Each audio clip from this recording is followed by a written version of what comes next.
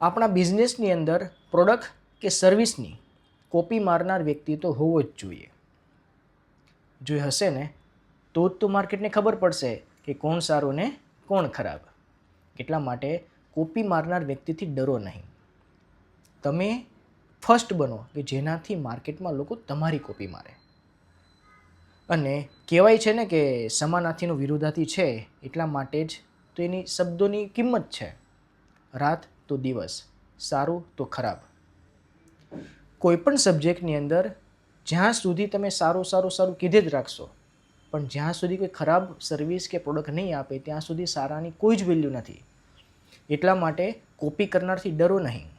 Copy કરનાર જેટલા લોકો આવે છે આવવા દો, તો જ ખબર પડશે કે તમે બિઝનેસમાં સારી સર્વિસ કે સારી પ્રોડક્ટ વેચી રહ્યા છો.